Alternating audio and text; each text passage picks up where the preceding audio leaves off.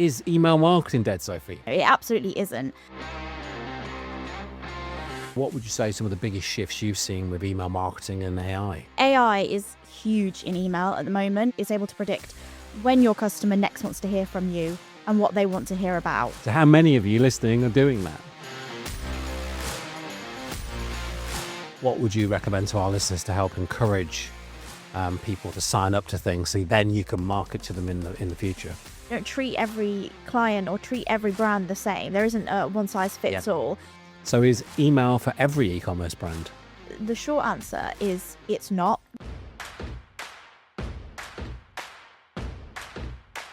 Hi, I'm Richard Hill and welcome to another episode of the eComOne podcast. In this episode, I chat with Sophie Penny, Senior Account Manager here at eComOne. Now, Sophie spends nearly every day working with our clients at eComOne on their email marketing strategy and implementation with our team here. So I knew I had to get her on, and finally she agreed. So here we are, a fabulous episode all about email marketing and e-commerce. We cover a lot in this episode: segmentation, deliverability, and those pesky sign-up forms, how to get people to sign up to your lists and stay engaged with your brand. If you do me one favor and hit the like or subscribe wherever you're listening to this episode, so you're always the first to know when a new episode is released. Now, let's get into it. Welcome to the podcast, Sophie. How you doing? I'm good, thank you. Good to be here. Good. Well, let's get into it, shall we? Yeah. So I think I've been doing this a while, and I think every week almost something is dead. You know, it's usually SEO, to be fair. SEO is dead. And obviously it's been resurrected, shall we say, hundreds of times, because these things never really die, I think. But is email marketing dead, Sophie? Well, it's like, as you say, every other week something else is proclaimed dead. It's a new channel, it's dead. And now it comes around to email marketing, and it absolutely isn't. I think the thing is, email marketing is one of the best channels for return on investment, and it will continue to be. I think maybe what is a bit dead and is dying out is that kind of blanket email marketing, sending your entire list the same email only when you've got promotion or a sale on, and calling it a day at that. I think there's so much more to it now, the personalisation, the segmentation. So no, it's not dead. Maybe an aspect to it is a bit dead, but moving forward, there's a lot still in email marketing. Yeah. So it's not dead, but doing it poorly and in an old way. That's very sort of maybe a basic way. Yeah. Maybe it doesn't work. So therefore, if you're not really doing much with your email other than just blanket sending and going, it's not working. Same as any service. If you're doing some base SEO, you'll go, SEO doesn't work. You're doing some base shopping ad feed maintenance, but not really doing a great deal. It's not working, it's dead, and so forth. So it's very much alive. Yeah, absolutely. And kicking, I would say. So let's get into it then. So I think, most podcasts, we use the AI word over the last year or so. What would you say some of the biggest shifts you've seen with email marketing and AI? Yes, I would say AI is huge in email at the moment, and it's growing even more. I'm sure this year we'll see even more advances. I think some of the biggest things that we're particularly using at the moment is the way that it's, you can use it for the sort of predictive analytics side of things. So, before you'd have to do a big data deep dive, which would take a lot of time, a lot of resource to see, what's the customer going to buy next? When are they going to buy next? What is their predicted lifetime value and things like that. They're already at your hands now. AI is able to predict this. It's able to predict when your customer next wants to hear from you and what they want to hear about. And so personalization now is no longer just hello and inserting their first name into it like it used to be. It's now actually things that feel like less like a sales email and more like the logical next step. And obviously, with segmentation as well, being able to segment using AI, knowing what customers want before maybe, they even know that they want it. It's just, there's absolutely so much you can do with it now. So predict was the word I pulled out from that answer. I think, like you say, let's maybe go into that a bit more. So typically, in the olden days, hey, first name, here's my blanket email. Oh, they've got my first name right. Yeah. If they've got the field in there correctly. Nobody said hey name or Yeah.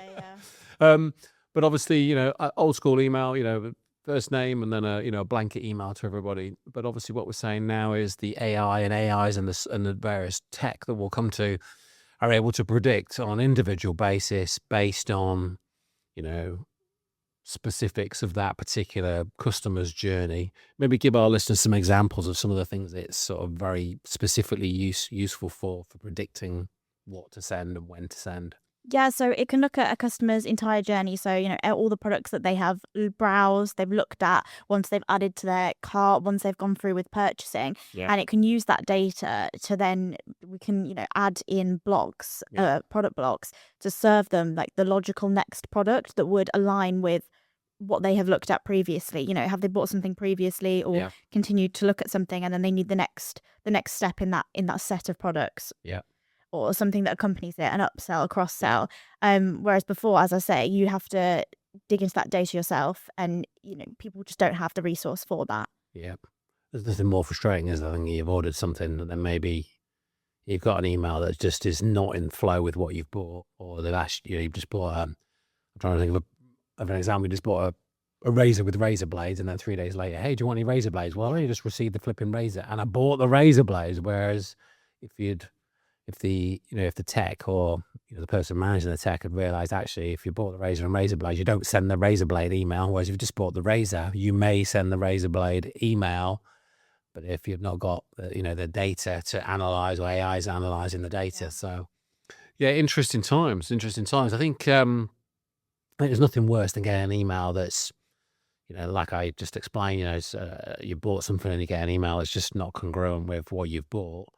But then I think there's these sort of these emails that can be sent that, like I'm thinking like Mother's Day, Father's Day, certain days of the year where some people don't necessarily want to receive those emails, depending on, family circumstances in that example.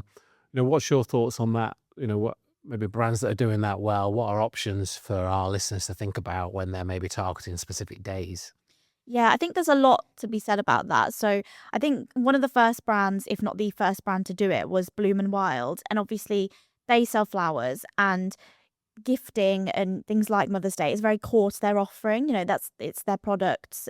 It's related. Yeah. And so I think when they did it, it was really thoughtful. It's a great example of personalization. It's what you need to be doing. Whereas now, and I think specifically this year, we've seen, hundreds of brands send that email out, and not all of them have, Mother's Day, Father's Day core to their offering. It's more peripheral, and they might have only have sent one email about Mother's Day anyway. And so it becomes kind of a lot of noise, and I think it takes, it takes how genuine it is away, and it becomes a little bit performative. And so my opinion would be, if these sort of celebrations are core to your offering, they're core to what you're selling, then absolutely, send an email and say, do you want to hear about this? Is this a sensitive subject? But if it's something that is actually not that relevant, it might be better just to be more careful about how you do put across those actual comms about the day. And one brand I saw do it perfectly was Thoughtful, that sell the cards. They just sent an email saying, update your preferences. So instead of actually going out of your way and putting it in the subject line, reminding people about Mother's Day, you can do it in a very sensitive way and say, just let us know which of these holidays you want to hear about. And then someone can just go in and they can do that. They feel like they're really being listened to, and you're only getting what you need. Yeah, that makes perfect sense the way you explained it, really.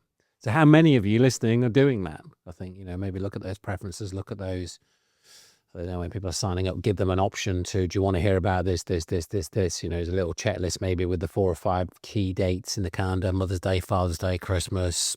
Any others that you come across that are maybe could got potential to be a sensitive date, or not everybody celebrates? Easter, maybe. Yeah, I think any sort of holiday, religious holidays, giving those opportunities, anything you focus on that not everyone might celebrate or be interested in hearing about. Great. So, okay, I feel like we're picking up pace now. So email's not dead. You've got to be thoughtful in your approach. But I think a lot of people listen to this podcast because we talk a lot about revenue and driving revenue in the right way and sustainable way. What are maybe 3 fairly quick things our listeners can do maybe today with email, with their e-com store that's going to help increase revenue? Yeah, so I'd say going back to the basics, one of the main things is making sure you've got those abandonment flows or Yeah. automation set up. The amount of customers on your website that are abandoning at different stages, and you need to have kind of all 3 stages there. So, some people are browsing and then they're abandoning. Yep. Some people are browsing and then adding it to their cart, but not going to the checkout Yeah. process. And then there's the people that are heading to the checkout, and then there's some sort of friction that's stopping them there. And those 3 different stages need to be spoken to in a different way. They're a different level of interest. So obviously we've got 3 potential automations there, but with that first automation, if they've never bought anything off you, obviously it is impossible to market to them via email. So what would you recommend to our listeners to help encourage people to sign up to things so then you can market to them in the future? Yeah, so I'd say, you always need a sign up form on your website. And what we've found to be best practice is having that pop up and, incentivizing customers. And that incentive is going to be different dependent on what type of, brand you are. If you're B2B, sometimes an incentive that's a discount is not going to be as relevant as if you're, direct to consumer and they are actually price led. So you just need to think about what's going to incentivize your type of customer to sign up so you can get their details, what's going to really drive them to that purchase. What's maybe some sort of creative things you've seen and you've implemented to get those sign-ups? I think when we say incentivize them to sign up, most people think 10% off, and that's not what we're saying here, I believe.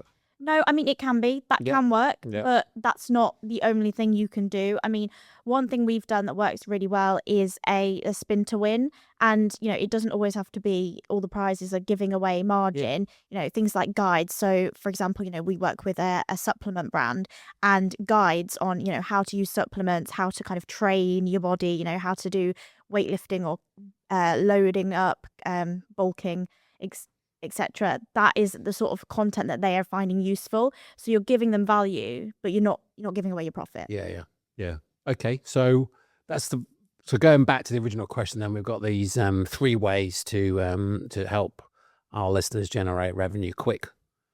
So we've got the 3 potential follow-up emails for the people that are browsing, the people that are browsing and added, and the people that have gone to the checkout but haven't actually checked out. What else have we got then? Yeah, I would say segmentation is a huge one. I think that a lot of people overlook it, but actually, looking at who's actually engaged in your list, that is going to be excellent. And another side to that is that with some platforms that you use for email, they do charge by the amount of people you've got in there, the amount of profiles.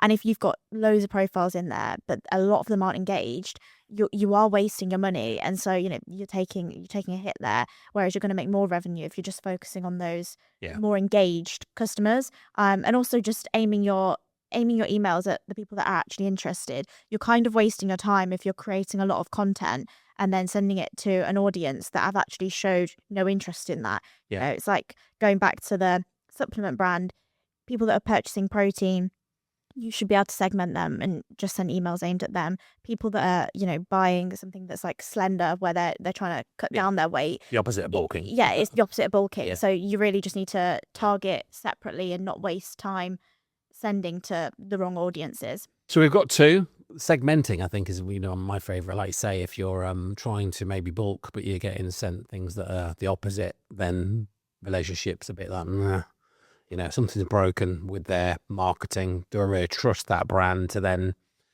advise me in the right way about my bulking or my dieting, whatever it may be? Not really, because they haven't got that fundamental thing. So getting those segmentations correct, but then following through with them, it's a real key thing. You can really sort of break that sort of trust with the potential customer. So 3rd thing then, what would be your 3rd thing, Sophie? So I'd say, with optimizing, optimize for the conversion that you want and not just the click through. So, really telling the customer what you want them to do. What is the next step for them? Sometimes there can be a lot of noise on an email. They're not actually sure what you're asking them to do, what the point of the email is. It needs to have a very clear intent. Yeah. You need to tell the customer what you want them to do, tell them the action you want them to take, and make sure the email flows towards that action, essentially. So obviously we've got a lot of listeners and a lot of clients at our end in the automotive space. Obviously you give them 3 very specific areas to focus on that are going to give quick revenue. But when it comes to automotive, maybe you could sprinkle in some examples of how that would work practically with the automotive industry. Yeah, so what's brilliant with the automotive industry is that you're selling a lifestyle. People really have a massive identity that's tied with the products. Yeah. So, they're fans and they can become brand advocates very easily. So, really good things that I would recommend with that is things like user generated content is something that we use a lot. We will run a competition where, customers can send it in photos of their classic cars that they've rebuilt using parts, from the website that we sell. And if they get used in our content, if they get used in our emails, on the social media, then they can get a voucher. So, you're really creating this loyal customer base and, they're becoming advocates. And also from that, you can give them a lot of information. So, with car shows that you're attending, other events, tips and tricks, blog posts, how to do this, how to do that, where to go and when. Yeah. There's just a lot that you can really layer in to your customer base. I think that's brilliant because I think anybody that's listening will think, actually, no matter what niche you're in, really, there's a loyal customer base-ish. Cars is probably an easier one in that, obviously, most people are into cars-ish. But then we're talking about classic cars in this example, and if you're into a specific brand, you probably wouldn't mind going to an event about that brand. I know I'm mad for my cars, and I'm looking forward to this year going to various car events to do with some of our clients, but also the brand. I'm a BMW fan, to go to BMW events and so forth. But then also, as a BMW fan in my instance, but if you're into a Triumph in you've got various clients that sell Triumph and Land Rover and obviously to then see user-generated content or provide user-generated content of me maybe at an event or somebody else at the event and I want to go to that event, you're helping build community within that brand. You're helping the community within that product set. And then there's the how-to guides, there's the blog posts, then before you know it, actually, we can create quite a lot of stuff around this sort of industry. But so you've sold, I know the answer to this, but you've sold millions and millions and millions of pounds worth of parts for classic cars, haven't you? Yes. So who'd have thought that maybe 3 or 4 years ago? I know. Yeah, absolutely. So obviously some great discussion there around sort of segmentation, different types of content, very specific automotive. And obviously, hopefully that's very relatable to no matter what niche you're in. But I think we've got these sort of blanket emails, that we talk about. We use the word blanket, and whether that's the same email going to everybody or a segment. Do they still work? Is there a world where these can work? I think there is a place for them. I think that with some, big sales, things like Black Friday, often you do want to communicate to a larger audience. But at the same time, when you're sending blanket emails, and if you're doing it often, you might not see, really poor metrics there and then from that campaign. But it's like you're borrowing from, your list in the future, because actually over time you might see, that engaged segment's, start to drop off a little bit. It's getting smaller because people are losing interest. They're seeing these emails potentially as junk, and they're not junk. But if you're always emailing everybody everything, you're losing interest. Customers are losing interest. And as I say, you might not see that straight away, but you'll kind of, you'll see it coming. And in the future months, you'll see that drop off from the customers. So in terms of is there like a ratio that you would recommend? So we've got this sort of, we're saying bulk email, but it's an announcement about something. Obviously, Black Friday is a great example. Some brands, we joke in the office, don't we? Like 3 weeks before Black Friday, it's like, how many emails can one brand send? Never mind in 3 weeks, but in a day, sometimes it's 5 or 6 in one day. What's the sort of, do you have any recommendations on sort of, like the split between segmented emails, bulk emails? Or I know it's quite a difficult question because it depends on the brand, but any sort of go-to advice you would give? I would say there isn't a specific split, but what I would say is that if you do have a big sale coming up, Black Friday, then just be very careful about segmentation before and after. So you might have that period, a week period or weekend period where you are sending a couple of bulk emails, but then make sure that you're being highly segmented before and after that period so that you're not just completely damaging deliverability. And also, even when you're sending those blanket emails, still consider your engaged and your unengaged audience. If an audience is really unengaged, then it probably is time to sunset them. So, Yeah. just still keep bearing things in mind. And yeah, before and after, make sure that you're being really specific. I think that is like, when you think about Black Friday, I think a lot of brands, are sort of building to the Black Friday month. We could argue whether that's good or bad, but ultimately they're building this big marketing piece around this month period. In effect, it's a weekend, but it's more like a month, isn't it? But obviously, I think what we're saying and you're saying is ultimately be very aware of what you're doing post-event, pre-event and post-event, but also look at it as a massive opportunity because you've spent a lot of time, resource to in theory, get a lot of new business in.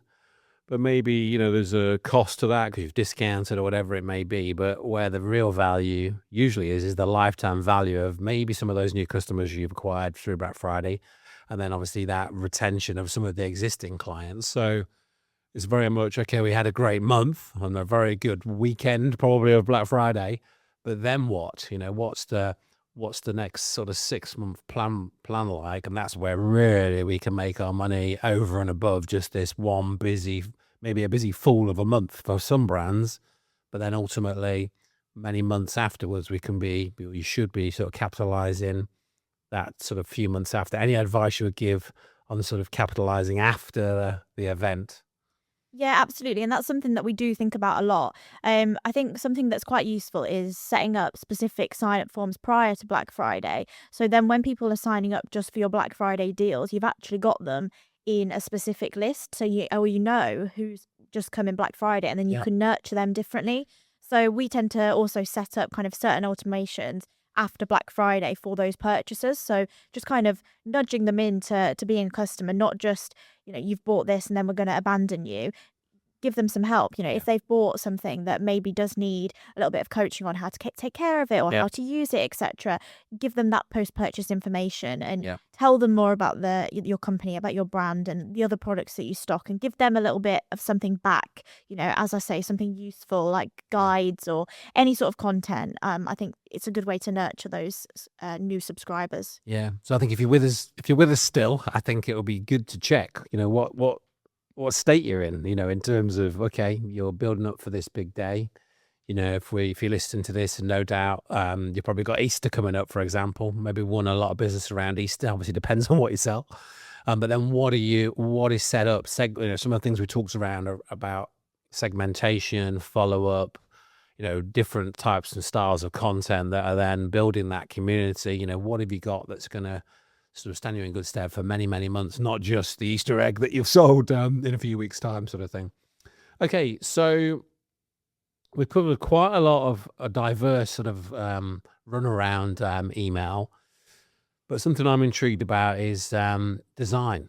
I'm not a designer, definitely not a designer, but I think when I, maybe inundated as a consumer with various emails coming through, for me, design is still really important, but I think, I see a lot of brands just smashing the sort of, the default template, shall we say, and the emails maybe look the same as they did many, many years ago. Now, what's your thought on how important design is now? Yeah, I think it does vary, dependent on the brand. I think ultimately too much weight is placed on the design. Sometimes an email, it can have a lot going on. It could look like maybe a magazine spread, and it does kind of dilute the messaging. It makes it unclear. As long as an email is very clear, it's concise, it shows the customer what you want them to do, it tells them what it needs to do, then that is enough. Mm, Now, obviously, if you're a lifestyle brand, it is important to have a good looking email yeah, because you're building the brand through those emails. So it's definitely should be considered. That's one that it really should play a bigger part. But ultimately, design matters as long as it doesn't kind of compete yeah, with the actual content. yeah. So, don't send something out that looks horrendous, that looks poor. People are going to Off-brand think, yeah, completely. off brand. Oh, what's that? Yeah, Is this even the brand if they've sent me yeah, that? But at the same time, it's not all about the visual. It is more about the content. And I'm seeing more and more recently, especially B2B, sometimes just sending those emails that are just writing, Yeah. it does work. Yeah. And so, I think it's Bit of an just interrupt, testing. isn't it? They're used to they're used to this color of brand, and then XYZ. Yeah, it's old school. Ecom.com has sent me, what's this text email with a little image of the team or the product, or maybe test that, see what the open rates are on that, or the click-through rates are on that.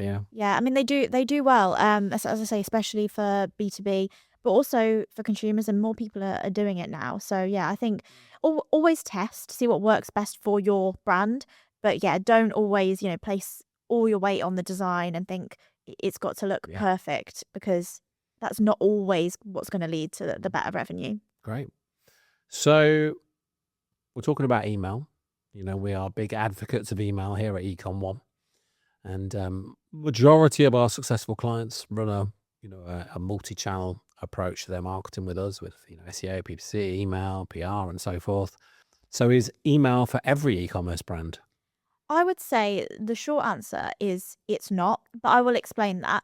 So, if you're selling products where there is a lot of repeat purchase for that product, Yeah. if there's lots of similar products, upsells, cross sells, then it works exceptionally well. No-brainer. Yeah, Yeah. definitely. But if you're maybe a once in 10 years product purchase, if it's a product that maybe you buy once and then you don't need to buy it again. What could that be? Like a new hip? I mean, I don't want to call any people out, but maybe things like a hot tub. Yeah, I was thinking that. Yeah, I think that's something that you purchase once, you don't Once you've typically purchased it, purchase again. but you would want email pre-purchase. Yes, because it's Yeah. it's a big decision purchase. Yeah. So there is place for some level of email, I would say, Yeah. essentially, for probably all. So all brands should be doing a level of email. Yeah. But in terms of, I'm going to make loads of revenue for email, I wouldn't expect that if you're just purchasing this product once, if there's not that much upsell, cross-sell opportunity. If you've only got one product in your store or two there's not products, really an opportunity for No. sell cross-sell. no. So yeah, that's where, and I would say, you're probably not going to get that revenue uplift. You should still do something. You should still, be thanking your customers after the purchase and updating them if there's anything they need to know. But ultimately, what you need to think is, why would a customer want to receive these emails? What can I tell a customer? And if you can't really answer that question with anything that is worthwhile, then that's your answer, basically. Okay, that was a brilliant answer. It made me think the sort of things that I've bought that are maybe higher value. You really do want the emails prior to buying, but that's when then it's sort of like, well, it's a very specific use case to what you would do. Like the hot tub example, you're not going to buy another hot tub in 10 years. However, you might need the accessories, the chemicals, for example. We have actually done hot tubs, haven't we? Yeah. But you're not going to spend another 20 grand on a hot tub anytime soon. However, you want to be aware on how to maintain it, care for it, and build the brand loyalty. So then, obviously, when they do in 10 years, great. But really, it's about making sure they get the most out of that hot tub, and that then maybe and hopefully, if your team have also done a sort of a good piece of education, they're going to buy every other month the chemicals that are needed to maintain the hot tub. So there's always a few different things to think about. So we've talked and covered a lot of ground, and I'm really intrigued about specific niches that you work in.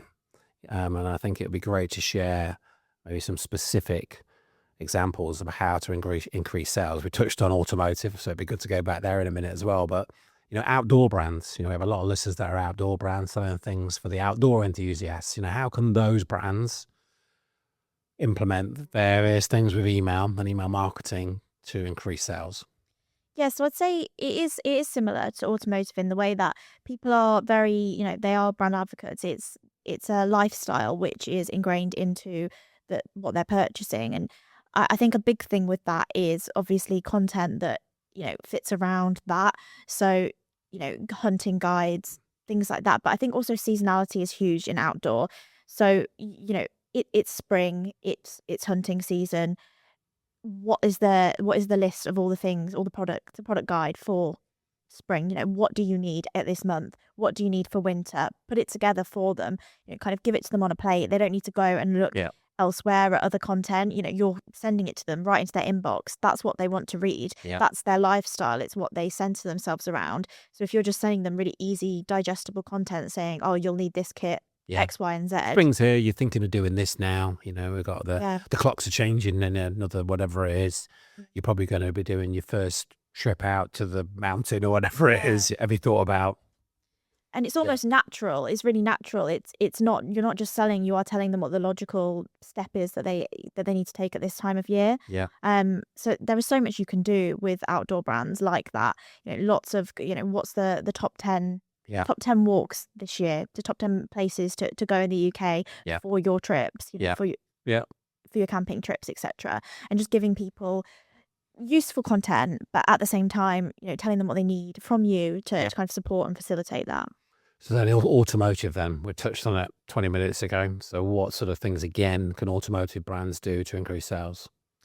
I think, something that's really useful and is going back to kind of like the automation side of things, but, you might regularly need to replace certain parts on your car. Every year you might need a service kit. You want to service springtime, you're getting your car out, if it's a classic car, you're getting it out, you're getting on the road. Battery, for example. Battery check. Making sure that you're giving customers that reminder. It's kind of like if it's many classics don't have MOTs, but if it's a newer car, you'll be able to find out when your customer's MOT is. They can input that at sign up, and then you can say to them, "Oh, your MOT's due in X days." You're giving them something useful, and then every year, oh, why not try this service kit? Why not fill up your washer fluid or your oil, your engine oil? You've not done that since January last year. Just you're being really useful. You're also forgot about that. You're pushing them towards the products that are going to help them. And I think that's huge.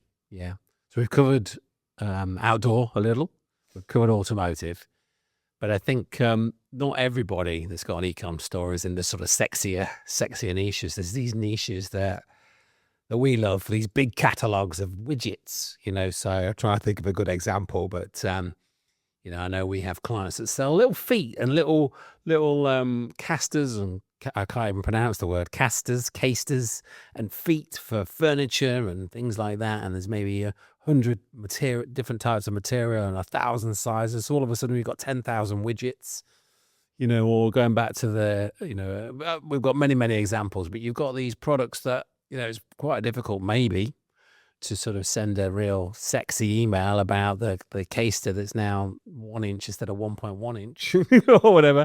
But there's these big catalogs. And I think, it's a big part of our business, these sort of big catalogs, big Google feeds. How can we really help these people? What sort of advice would you give to these guys? Yeah, I think one of the big things is to not blanket brush everyone the same. Don't treat every client or treat every brand the same. There isn't a one size fits all.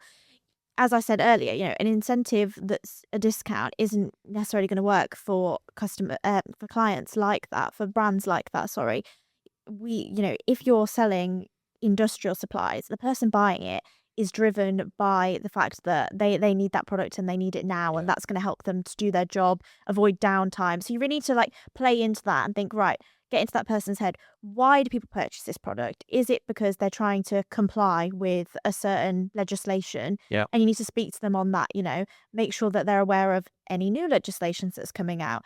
Make sure that again, with the automation, you purchased this a year ago. Actually, you probably want to, if you purchased a spill kit a few months ago, you might need another one by now. Spill kit. So that's like a spill. If there's a spill in the warehouse. There's a good chance somebody else has spilled something else a year later. Have you got any spill kits left? Because you probably buy a spill kit, because there's going to, we've got there's maybe a health and safety thing. But then you've probably used it once or twice. It's things that need some repeat thing potentially. Or have you sacked that person to keep spilling things? But yeah, absolutely. And also it's just, really speaking to them on what is important to them, especially with things like the abandonment. If they've abandoned something, they're risking downtime if they don't have these products. So it's just telling them that, avoid downtime, get things flowing smoothly. At the end of financial year ends at the end of March, if they've got leftover budget, that's an issue. Yeah. So, making sure that you're speaking to them about that, Yeah. because that, why not stock up while you've got the budget? Yeah. It's just about how I think you angle things, how you speak to them, Yeah. and how you kind of play things differently dependent on I'd what never the thought value that is. one. Yeah, that is so clever, actually. End of financial year. How many brands out there that are looking to buy, or should be, maybe they've got a little bit of budget, or they're just deciding, oh, tax bill, maybe we could reduce that a little bit. We'll buy the £1,000 worth of warehouse widgets we need, or whatever, or Brian's still spelling stuff in the warehouse. And then, and the abandoned cart as well, in B2B, for example, if people are buying, they're busy, they're busy in that organization. That's very relatable to me as an agency owner. If we're buying things off Amazon, for example, or wherever it may be, it's usually we need this quick. Oh, forgot. Oh, just get that there. Oh, it's still in the basket. I thought I checked out. Busier environment, so that a bit more. I'm thankful for those reminders. Yeah.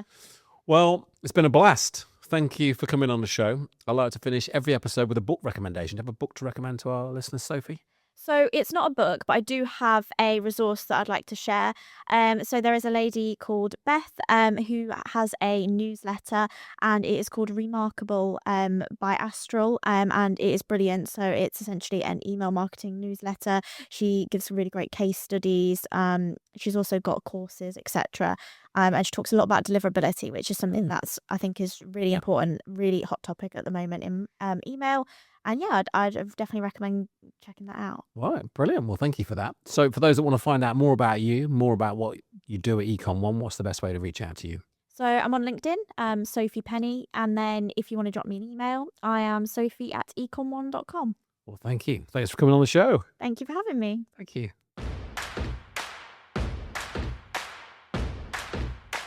If you enjoyed this episode, hit the subscribe or follow button wherever you are listening to this podcast, so you're always the first to know when a new episode is released. Have a fantastic day, and I'll see you on the next one.